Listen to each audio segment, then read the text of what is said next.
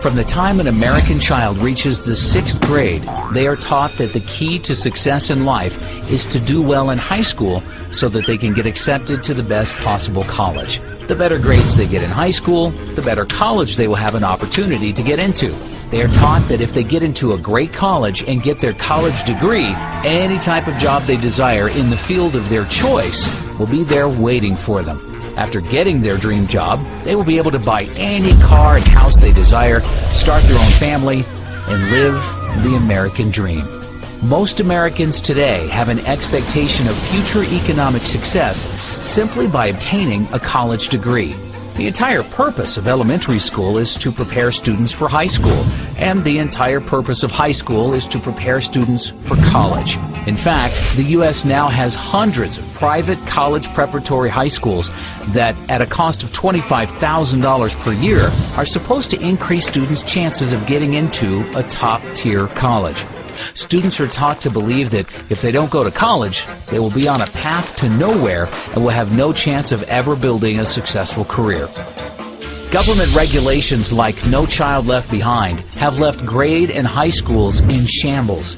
Instead of teachers having the freedom to think outside the box and use creative techniques to prepare their students for the real world, they are forced to be narrow-minded and teach with worthless information that will never help their students have successful careers. Today, there are no high schools left in America that teach students the knowledge necessary to start their own business, invent their own product, or even how to use the internet and other free resources to become educated about things without attending college. The annual cost to attend the average private four-year college in America today is $27,293, up 29% from 5 years ago, during the 2005-2006 school year, when the annual tuition cost $21,235. This does not include the cost of textbooks, which have tripled over the past decade. Colleges are now charging $200 for each single textbook that has no resale value because they put out new, slightly revised versions with a new name each year. The textbook publishers are even colluding with college bookstores to make custom textbooks so that students can't save money by buying them online. Colleges are getting kickbacks from publishers in order to destroy the used textbook market, which by itself is proof enough that college administrators are only interested in lining their own pockets and have no interest in helping their students.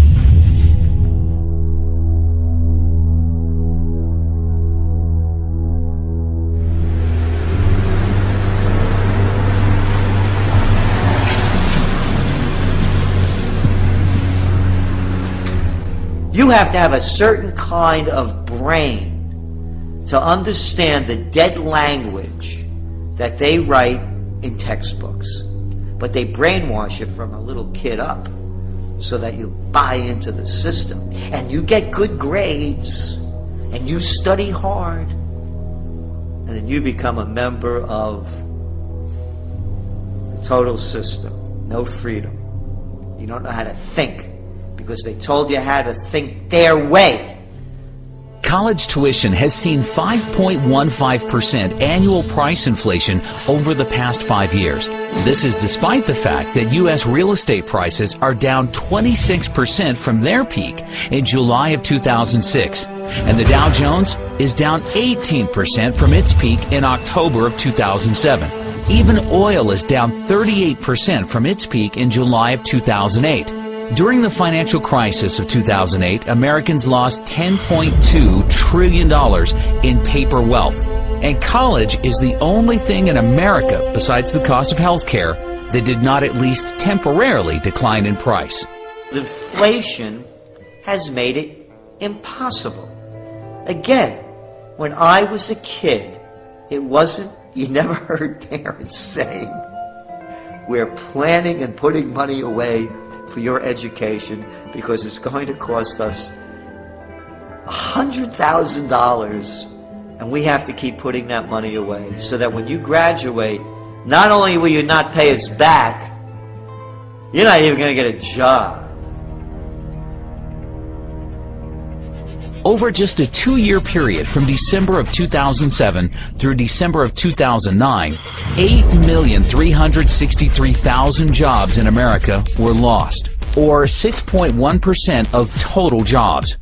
1 year later, in December of 2010, thanks to the Federal Reserve and the U.S. government spending $4.6 trillion on bailouts, stimulus programs, and other government spending, 1.124 million jobs in America, or 0.9% of total jobs, have been recovered. That is over $4 million spent for each job created.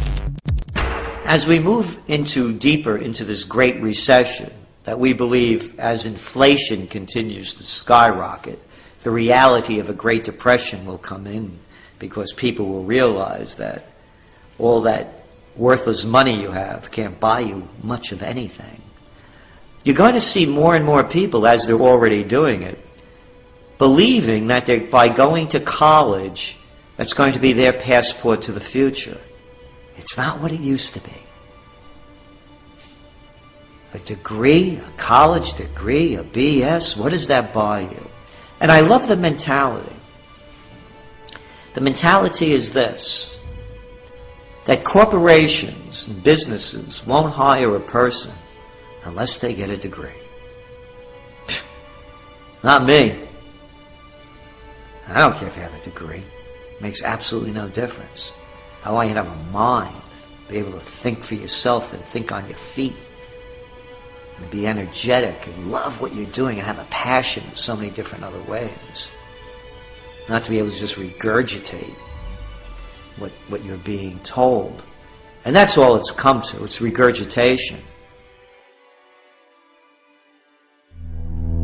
During an economic downturn, when Americans are losing their jobs, their primary instinct is to seek higher education in order to make themselves more attractive to potential employers and better position themselves to receive a job.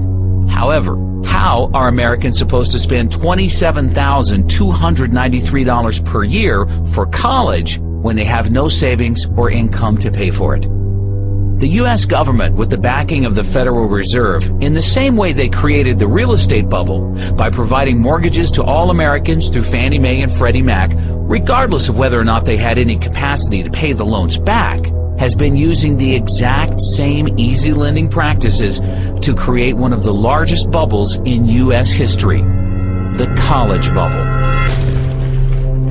College students borrowed $106 billion in total student loans for the 2009-2010 school year, up from $96 billion in 2008-2009, $94 billion in 2007-2008, $87 billion in 2006-2007, and $83 billion in 2005-2006. Total student loan debt in the U.S. currently stands at $830 billion and now exceeds credit card debt.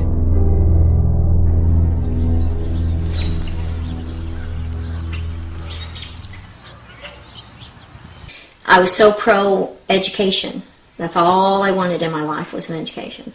And you know, I'd like to still be pro-education, but to put anybody through what I've been through, no. Really, in my case, the education, I think, really ruined my life. Right. So, I mean, I would have been better off if I just would have gone to work at, you know, McDonald's or something, actually. So that is unbelievable. Because this is a debt I can never get over.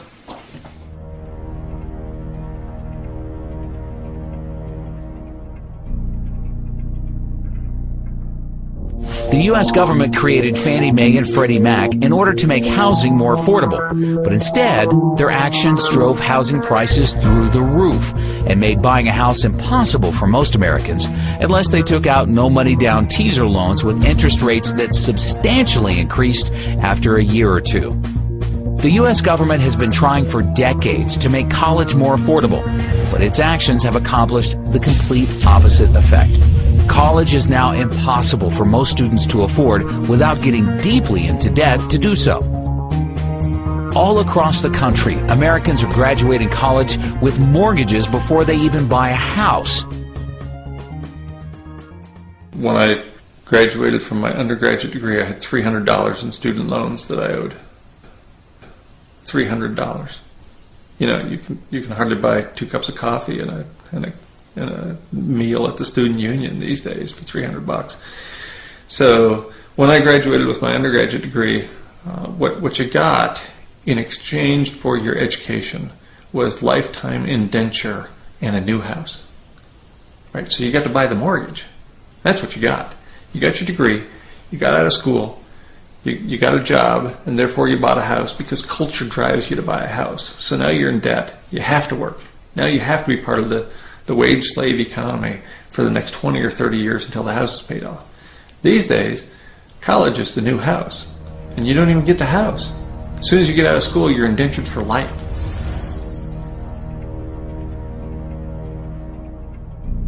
When you started taking out loans, what kind of debt did you end up getting into, and how much have you been able to pay off, and how much you still have? When I walked out of dental school, I was $136,000 in debt, and I have paid in close to $100,000 right now. They say I owe $300,000, so I still have quite a bit, obviously, that I can't manage anymore. And I've done everything I can to try to manage it, but it becomes unmanageable at a certain point. One of the loans, the HEAL loan, was a health occupation loan, and when that defaulted, then I can no longer see Medicare or Medicaid patients. So I'm very selective of where I can even work anymore. Wow. Because it ties my hands. If I wanted to go into indigent care or one of the free clinics or something, I couldn't. Right. When I was first told this, I was told by my attorney that I would not get Medicare or Medicaid. I said, well, okay, there's not much I can do. And for many years, that's what I believed, because that's what he thought it meant. Well, comes to find out, that's not what it was at all. It was that I was not able to work on patients in Medicare or Medicaid. And so when I went to work for this place that I'm working, I thought we were fine because we don't take them. Well, there happens to be some federal employees that now I can't see. I didn't even realize that. And so when we realized it, the office manager sent a note to them and said, what's the deal? And they said, well, she knows all about this. No, I don't know about it, neither do the attorneys, and neither does anybody else. I mean, these laws are so vague, it's just amazing. So now I have to watch who I see. And fortunately, my employer has worked with me, or I would be out of a job, basically. But they're very vague, they keep you in the dark. They don't really try to help you or figure any of this out. They don't work with you. I know there's the new income-based repayment, but I don't fall into any of that, So I don't know. I just don't want to see it happen to anybody else. Right. That's my problem. There's no compassion there. There's no none. help. No help, no compassion, nothing. They're just vultures.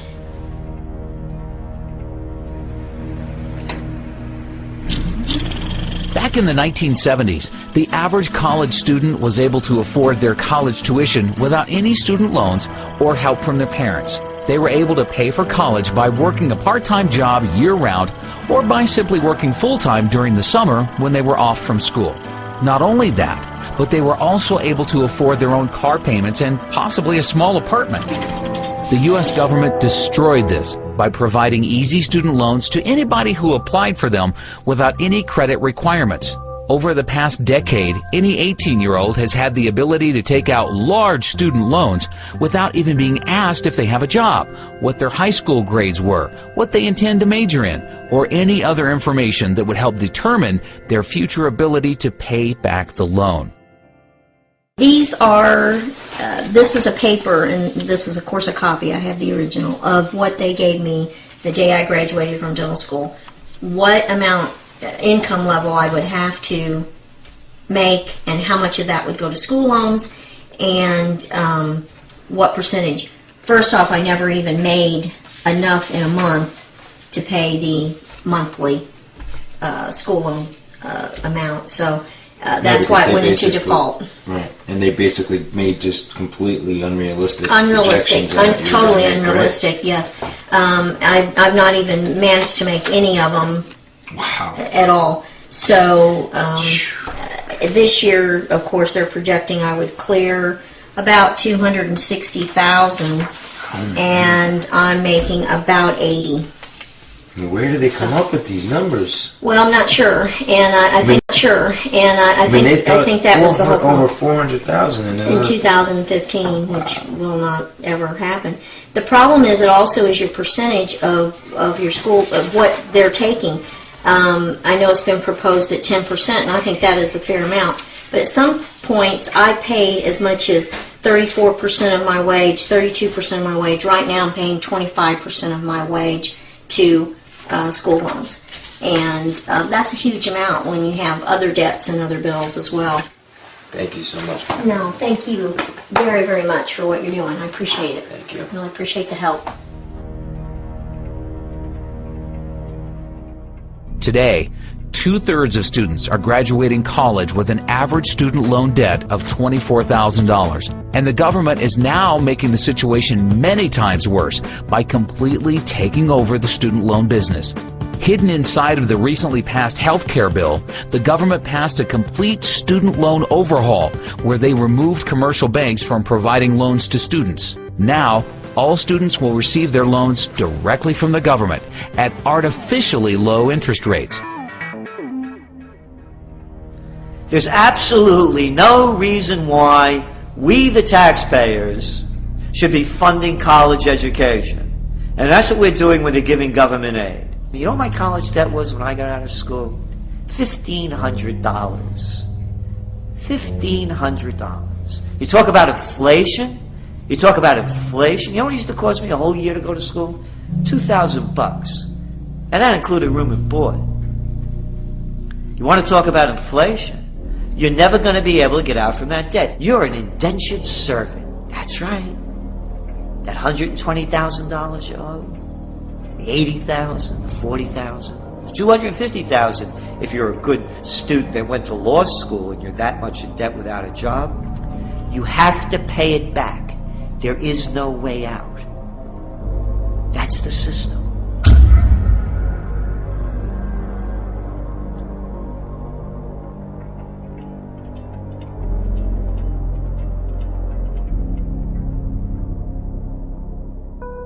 One of the unintended consequences of the Wall Street bailouts of 2008 is that now most American students believe that if they take out loans to attend college but can't find a job to pay them back, they will be bailed out by the government and have the loans forgiven. NIA believes this is indeed what will ultimately happen, and therefore it will be U.S. taxpayers who end up paying for the artificially inflated, sky-high tuitions for all college students who can't or choose not to repay their loans.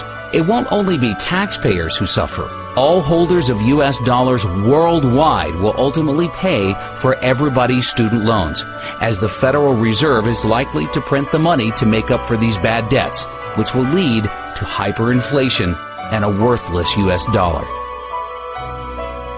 Many students are outright abusing the system.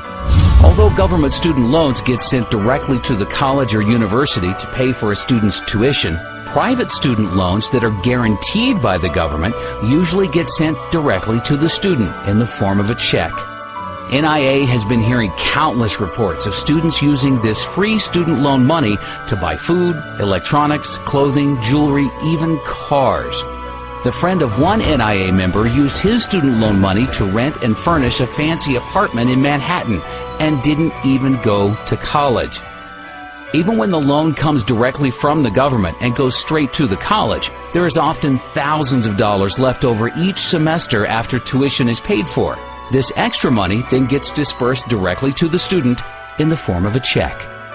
There is an epidemic in America of students using their student loan money for non-educational purposes, and absolutely nothing is being done to stop this from happening. This is complete insanity, and all Americans will pay for the madness in the very near future. One NIA member from Kansas City, Missouri, has a wife who was one semester short of obtaining her teacher's degree. Instead of borrowing the $8,000 required for tuition at Northwest Missouri State University, she took out a government student loan for $13,000 and used the extra $5,000 to buy a used car. Unfortunately, shortly before graduating, Kansas City closed several schools and laid off 300 teachers. She is now working at a school cafeteria for $8.50 an hour. Although she was required to make monthly payments of $146 for 10 years, after calling the government student loan office and inquiring about their income-based payment plan, they agreed to reduce her monthly payments to zero. With all the modern technological advances the world has been experiencing in recent years, the cost of a quality college education in America should be getting cheaper. It is now cheaper to purchase a plasma television or laptop computer than years ago because the government doesn't subsidize purchases of these products. If there was a true free market in college education, colleges would be figuring out more cost-efficient ways to educate students using modern technology in order to bring tuitions down and compete against each other for the enrollment of students. By guaranteeing student loans and providing too much financial aid to students, the U.S. government destroyed the free market in college education.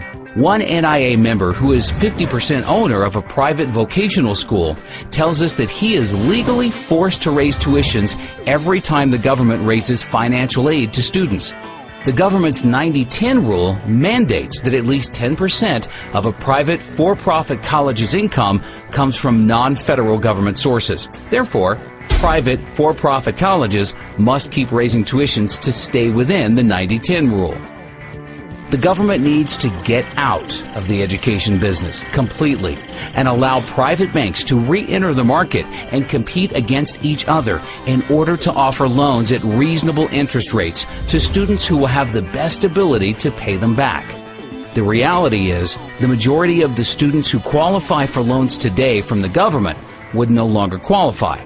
But this will force colleges to either bring down their expenses in order to charge affordable tuitions or close their doors for good.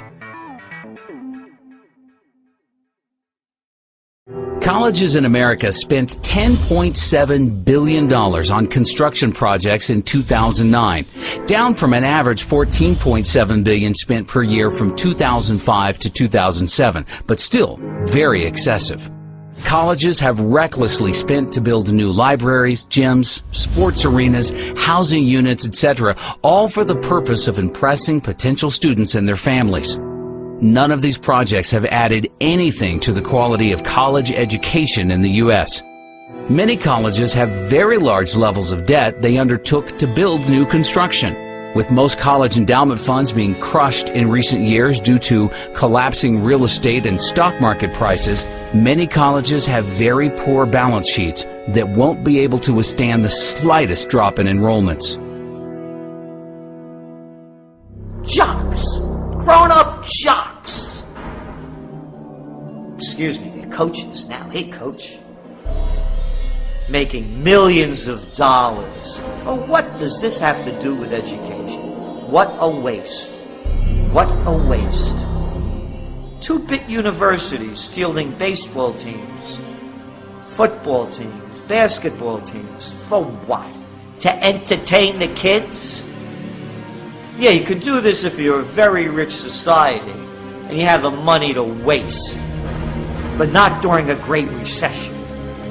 And not as the median household income of the country continues to decline. And not as you're sending all of these kids to get degrees in worthlessness, because that's what these university degrees are, a lot of them. It's a waste of money, it's a waste of energy, and it's an affront to anyone who really wants to think seriously about an education, because it has nothing to do with the NCAA. We are sort of seeing the perfect storm.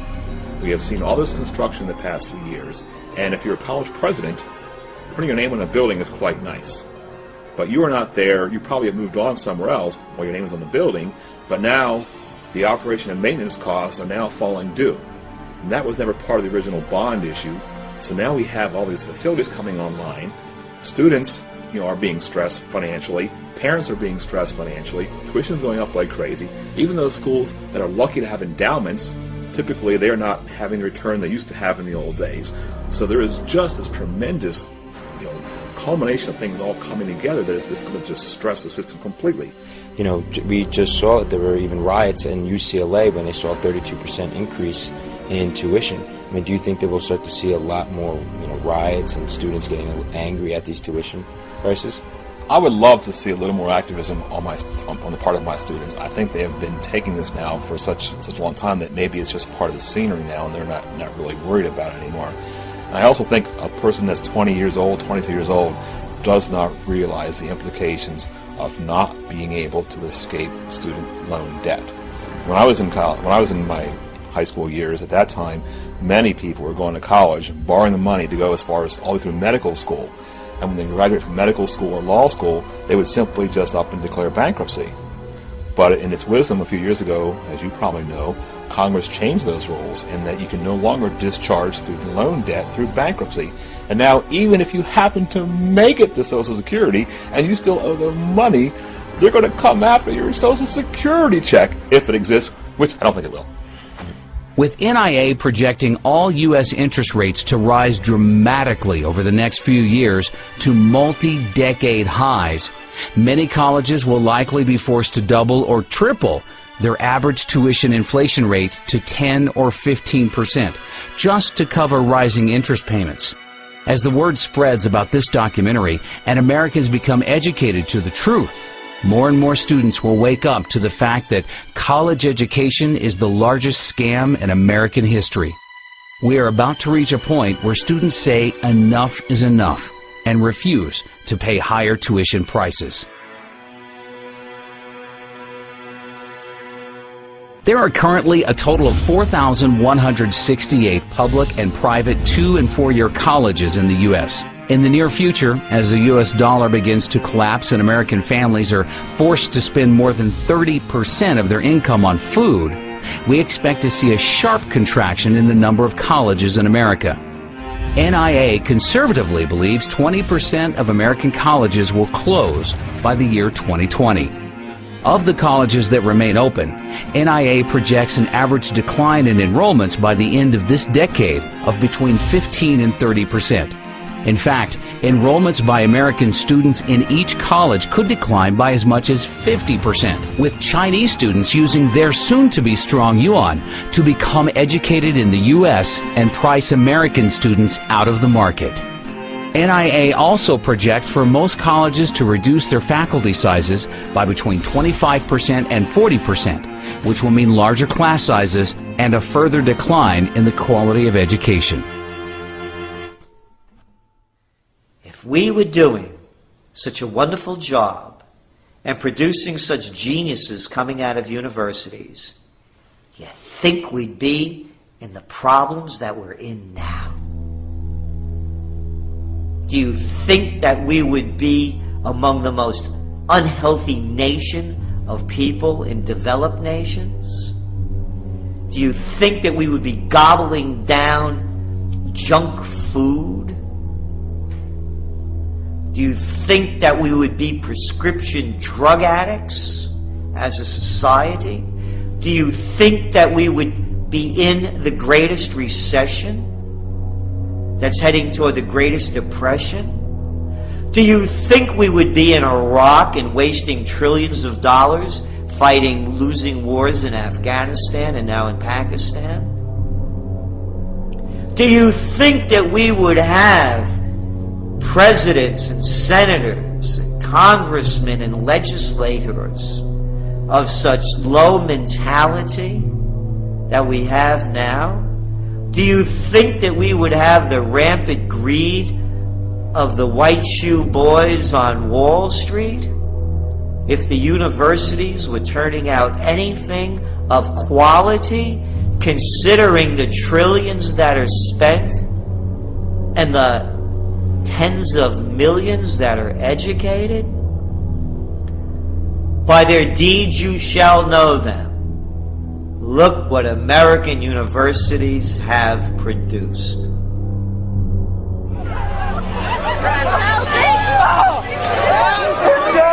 The simple truth is, any American high school student who has any savings put away that they are planning to spend on college would be much better off simply investing this money into physical silver. A senior in high school with $30,000 in savings who buys physical silver today will likely have enough money to buy the median U.S. home 4 years from now. while all of their friends will be graduating college with no job or money to buy a house, but will be stuck with hundreds of thousands of dollars in debt and a worthless piece of paper called a college degree.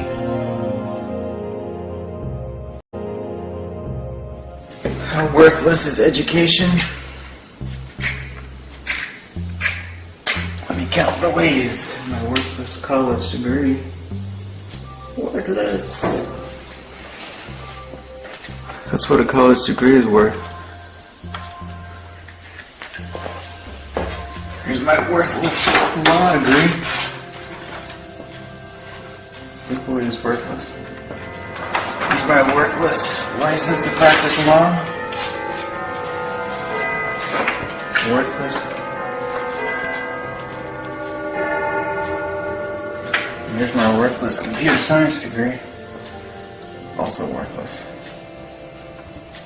That's the value of education.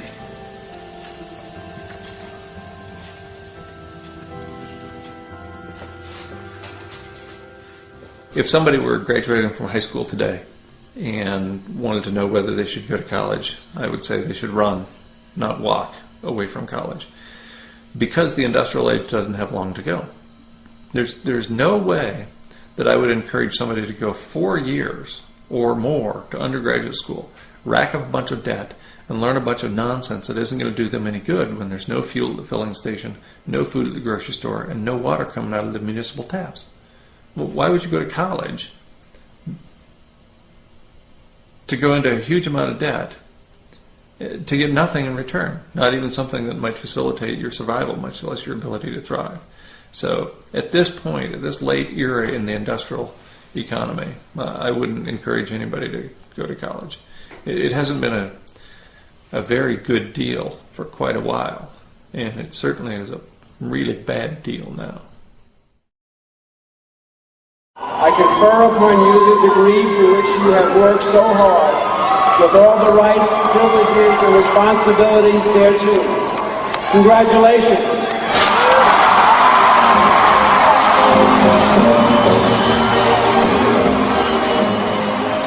As fast as college tuition costs are rising, the value of a college degree is declining even faster.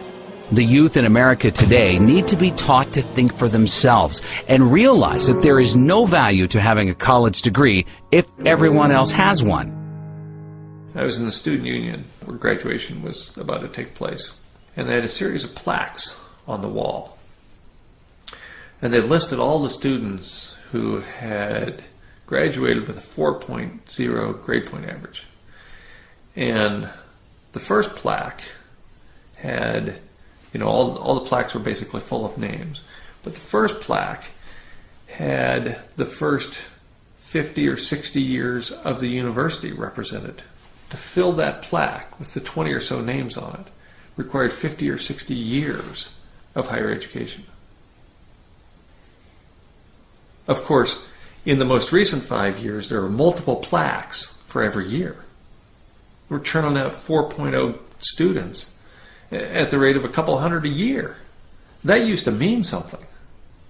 If you're the only person that in the first 40 years of the history of the institution to have a 4.0, that's meaningful. Now everybody's a 4-point student. Our standards have fallen so profoundly that anybody with a heartbeat can get a 4-point average. It's just absurd. The U.S. Bureau of Labor Statistics reported in April of last year that as of October 2009, 70.1% of 2009 high school graduates were enrolled in colleges or universities, an all-time high since they began keeping this statistic, and up from 68.6% of 2008 high school graduates enrolling into college. In other words, there is no longer anything special about a college degree in America if 70% of everybody else is also attending college to receive one. NIA is working hard to ensure that it will soon become common knowledge in the U.S. that a college degree gives you no advantage over the rest of the population. When Americans finally learn the truth, the college bubble in America will burst.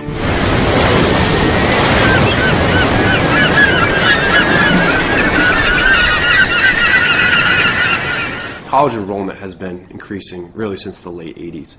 But what kind of is an unknown secret is since 1992, the majority of college graduates, 60% of them, were in positions that the BLS considered low skill and typically did not require a high school education. For example, 20% of all the new waiter and waitressing positions created since 1992 have been filled by college graduates.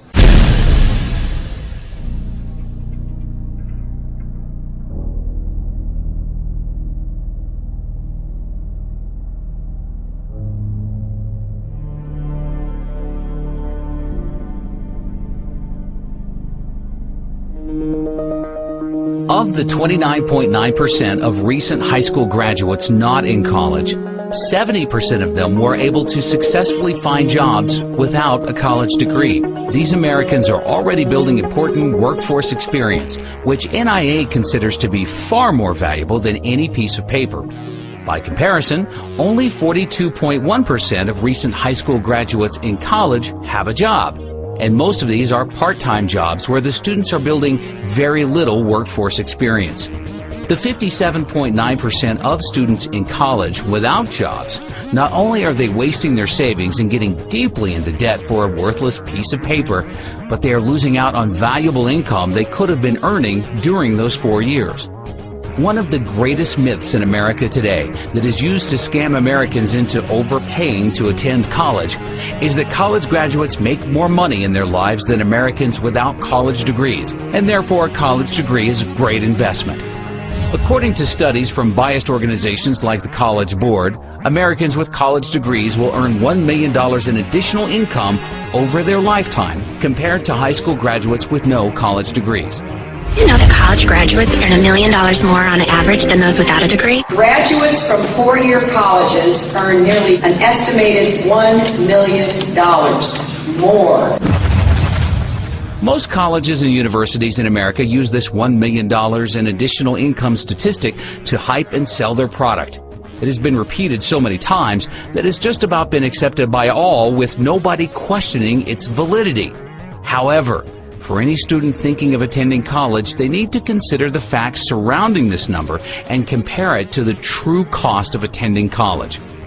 With the cost of annual college tuition now at $27,293, if we assume continued 5.15% college tuition inflation over the next 4 years, the average cost for a student entering college now to receive their bachelor's degree in 4 years will be $117,900. Therefore, even with the current college inflation crisis, an expenditure of $117,900 on the surface seems like a good investment if the return will be $1 million. The secret truth is, most college students do not receive their degree in 4 years. The Americans who are earning $1 million more in their lifetimes are actually spending an average of 6 years in college before receiving their degrees. Therefore, assuming continued 5.15% college tuition inflation for years 5 and 6, the total cost for the average student's degree in order to earn their $1 million in extra income will be $186,349.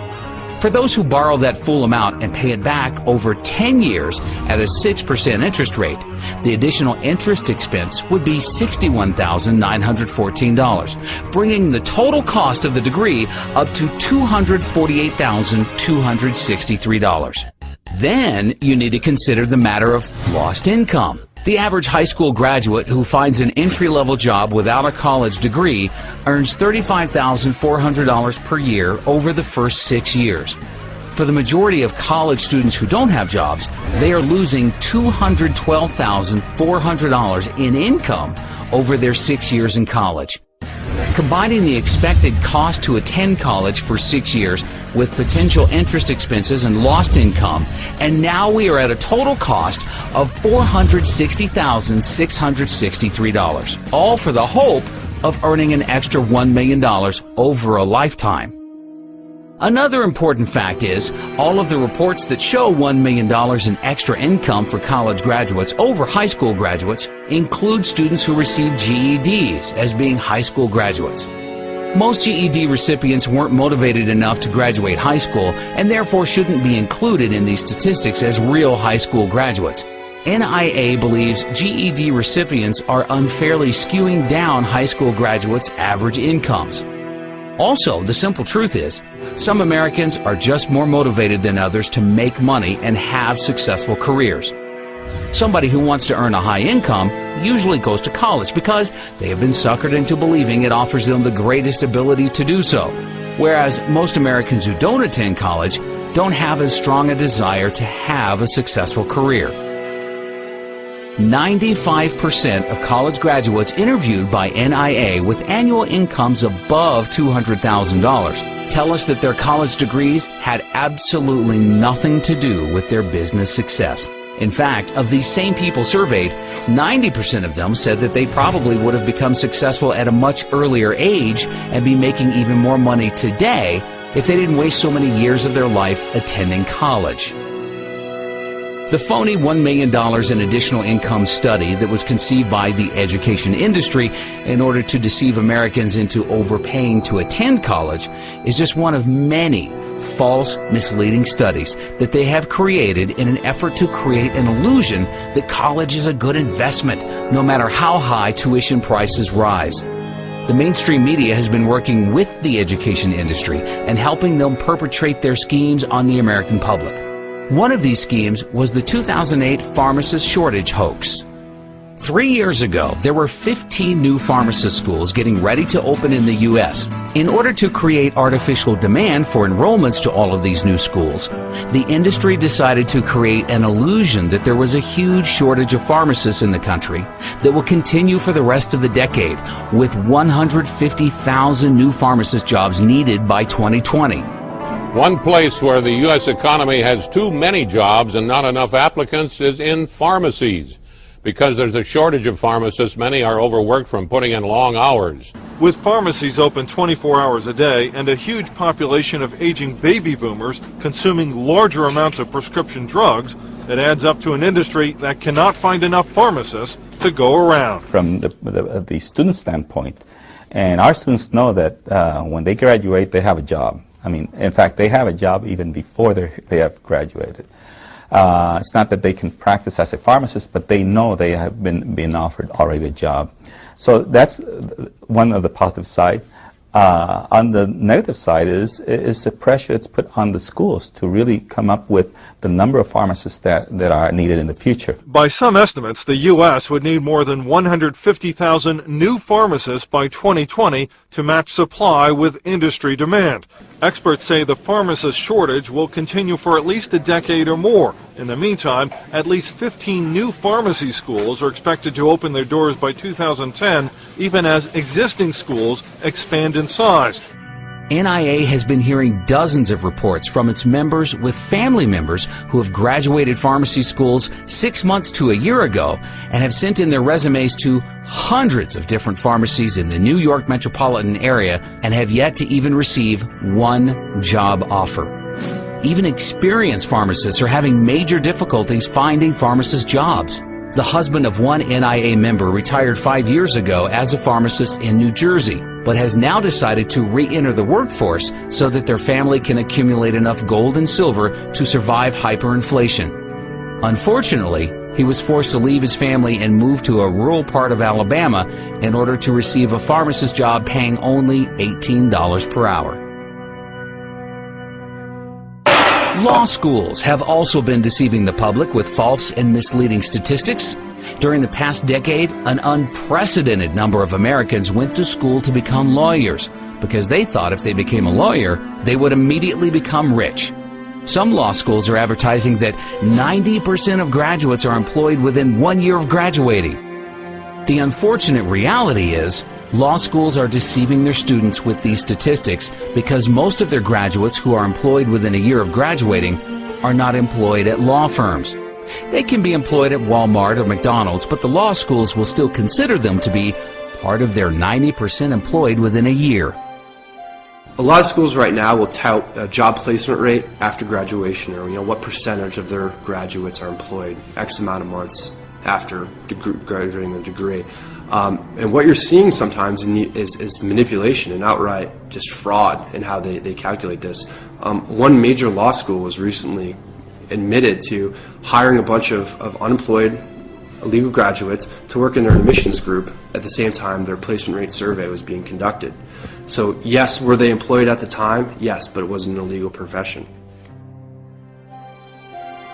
Law schools are handing out 43,000 law degrees each year, yet 15,000 attorney and legal staff jobs have disappeared since 2008. Many people wonder why 60% of the U.S. Senate and 37% of the U.S. House of Representatives are lawyers. Well, the reason is they go to Washington in order to pass as many new, harmful, and destructive laws and regulations as possible in order to provide enough work for all of their lawyer friends.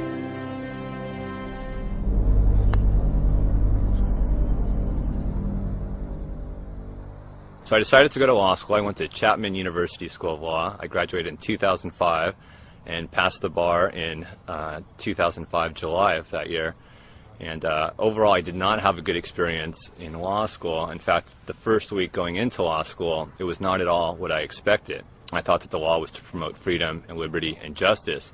And in fact, what I realized shortly after entering law school is what the law has become is an excuse for bureaucrats to regulate just about every aspect of our behavior.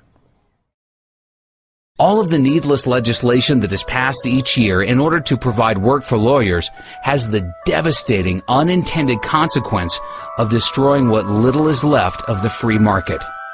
Small businesses are the backbone of the U.S. economy, but it is now nearly impossible for a small businessman with limited financial resources to build a large, successful corporation in any sector because their legal costs would eat up all of their capital needed for research and development. Lawyers do very little to add real value to society. In fact, most legal and financial related service jobs on Wall Street are made possible solely due to inflation. It is because of the Federal Reserve's 0% interest rates and trillions of dollars in bailouts that all of these jobs exist. But these jobs only exist because money is being stolen from middle-class goods-producing workers and being redistributed to non-producing workers on Wall Street. A lot of people that I graduated with found law to be very similar to how I found it, and that is, it wasn't really about helping people or benefiting the community. It was really just a system whereby bureaucratic lawyers make money trying to interpret complex statutes that really serve no purpose. There is a law for just about everything. You want to marry somebody who you love, you have to get a license to do that. You want to develop the real property that you purchased, you have to go to the city and get permits and licenses to do that. You need permits and licenses to do just about everything that should be legal because you're not hurting anybody else. To start your own business, you need a business license, you need your taxpayer ID number, you need all kinds of things just to get up and running. And so all these restrictions and laws and statutes, a lot of them which are not even passed by Congress, they're simply passed by administrative bureaucracies, they hamper the economy, they hamper economic growth, and they actually act in a tyrannical sense against people starting their own businesses and providing for themselves. 75 years ago, agriculture made up 28% of the U.S. GDP. Today, the service sector makes up 76.9% of GDP, and agriculture makes up only 1.2%. The only way for a country to produce real wealth is by farmers growing food, miners mining for gold, silver, and other precious metals, drillers drilling for oil, natural gas, and other commodities, and manufacturers manufacturing real goods that can be exported to the rest of the world. Goldman Sachs has never created one dime of wealth for our country. Yet most politicians in Washington have been brainwashed into believing Wall Street jobs are necessary for the U.S. to have a strong, viable economy. Likewise, nearly all Americans who have gone to school during the past decade have gone to school for degrees in legal, financial, or other service sector jobs. Almost no Americans have gone to college to become farmers, gold miners, or oil drillers.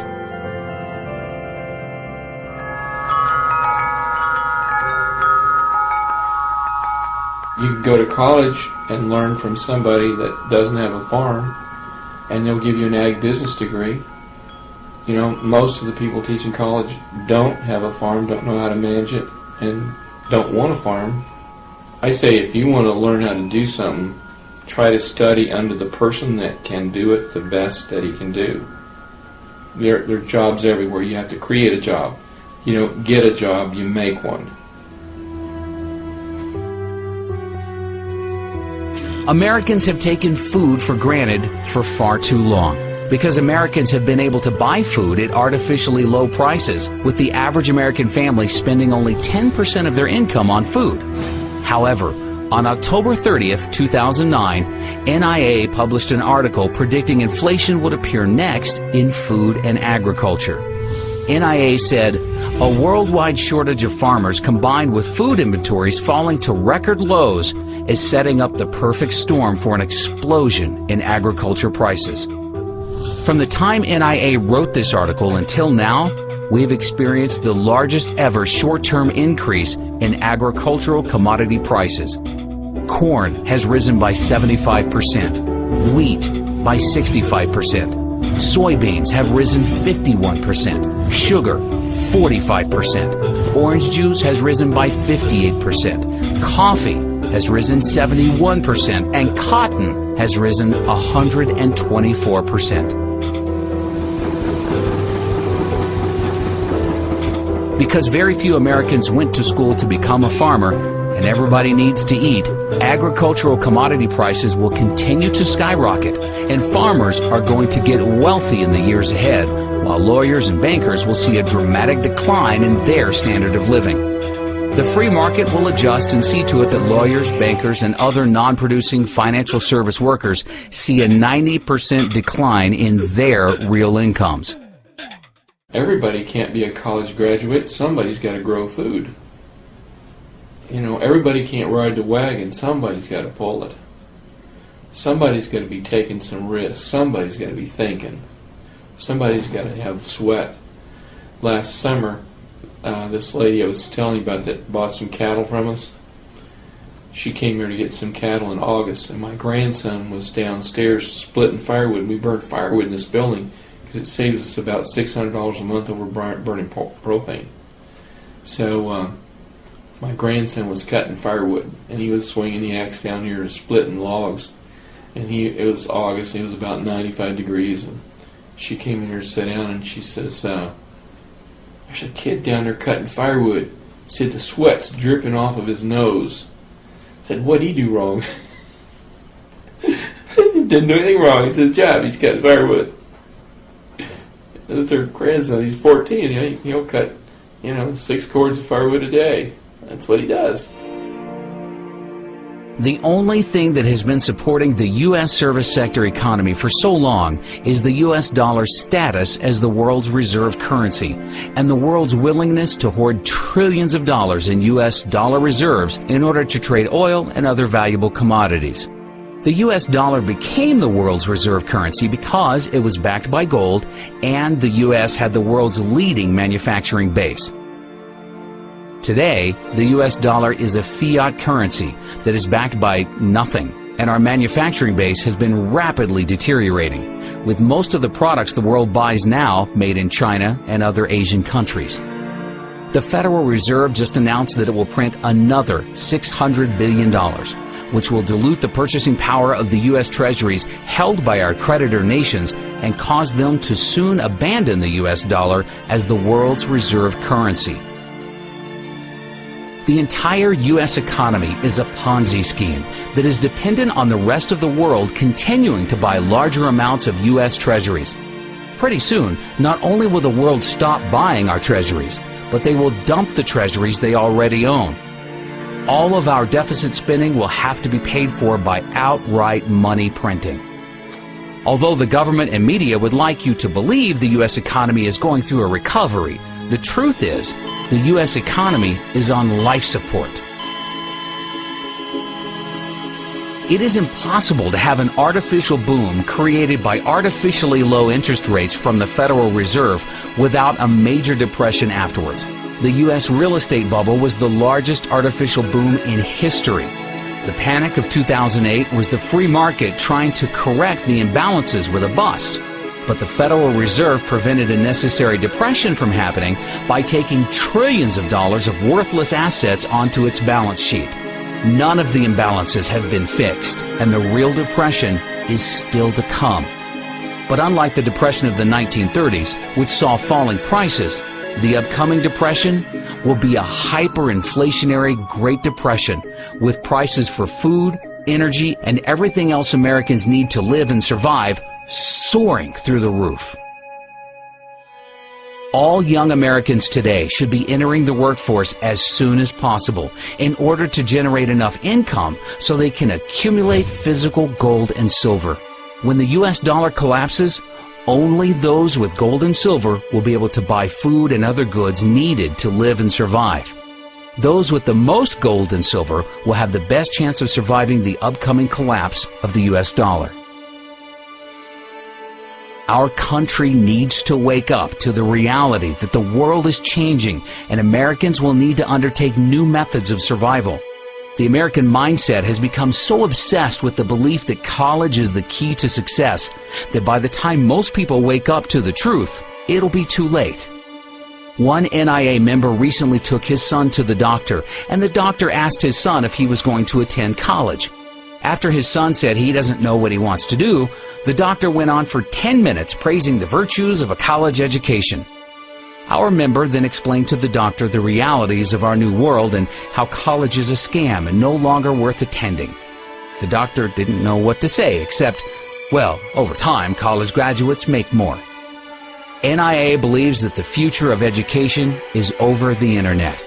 Americans today can purchase just about any type of product they want over the internet for substantially less than they can find it in a retail store, because online retailers have substantially less overhead costs. Walmart's biggest competitive threat today is not Target, but is actually Amazon.com, which now has a $79 billion market cap and is fast catching up to Walmart's $204 billion market cap. The largest and most profitable college of the future will be an online college that attracts all of the most successful professors from around the world and allows them to teach an unlimited number of students over the internet. Students will have the opportunity to be taught by the very best in any field of their choice from the comfort of their own home. They will receive a much higher quality education for only a small fraction of the cost of attending a traditional college. By the end of this decade, NIA expects online colleges to gain at least a 25% market share of the total higher education industry. Well, you actually also teach online courses as well. I mean, do you think that that's the future, online learning? I think the future actually is online learning. If the grid can stay up, which I hope it does, I think most people have an interest in seeing that happen. So I think a lot of things could fall apart before the grid and the internet does. So I think that's the way. I always ask my students, does it really make a whole lot of sense for all 20 of us to drive here every Tuesday and Thursday to get together to talk about digital media stuff, when we really could do this with a little bit of re-engineering and actually have, instead of all of us coming together, if I came to you wherever you were? I think that's a model of the future. If you figure out each student probably spends 2 gallons of gas a day to come to class, times 20 students, times 15 weeks, add up how much gas that is and how much that costs. Who wouldn't want to have that money back, especially over a couple of semesters? Especially now because we have a much richer media environment to use for teaching and learning. I can now embed videos in my classes. I can bring in things like the National Inflation Association videos to my classes. I can bring dynamic, compelling things to my class that even in the old days, if I was really a compelling speaker, it's far better now. So even a mediocre professor like me can make my class rich and interesting, even in the online environment. You tell me the difference about sitting in an auditorium in NYU with 1,000 other people, or sitting in front of your screen and listening to a professor. What's the difference? Look what's going on in India. They estimate some 500,000 Indians have gotten university degrees in engineering through online. Interactive view is what I called it back then. And how many did we turn out in the USA at the same period? About 150,000. It's the future. The future is now. But they're holding us back on real internet learning, real real digital online learning because of the people that want to control the system, the ones that want to have the tenure, the whole college industrial complex. That's all it is. It's a racket. Just like war's a racket, colleges have become a racket.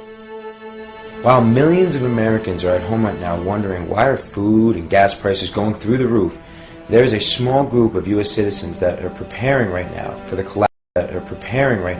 collapse of the U.S. dollar.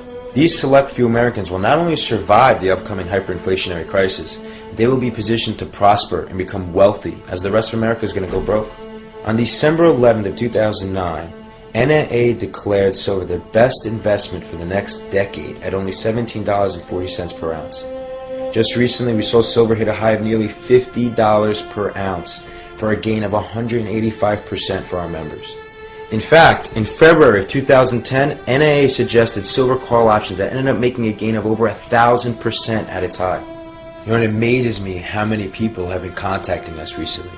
I mean, every week we receive countless emails from people that say that they've learned more about economics from being a member of NAA for just 1 month compared to studying economics in college for over 4 years. NAA members receive weekly articles, videos, and updates with priceless economic information that the mainstream media is afraid to talk about. All across America, students are being brainwashed right now with Keynesian economic principles that got us in the debt crisis that we're in today. We are not going to solve our economic problems by making the same mistakes in the future. After the financial crisis in 2008, the U.S. should have went through a much-needed recession, where we saw the free market rebalance our economy from the ground floor. That way we would have built on a solid foundation, saw a real recovery with real economic growth in the future. A record 44.2 million Americans, or 14% of our population, are on food stamps right now to put food on the table. I mean, with the government about to go bust, these entitlement programs are a thing of the past. You know, 2/3 of Americans are getting ready to retire and actually believe that Social Security is going to be able to support 50% of their income. I mean, let's face it, retirement in America is also going to be ancient history. Even Americans that have millions of dollars in the bank will soon go broke. The new wealthiest class of Americans are going to be the ones that become educated and start learning about the truth about our U.S. economy.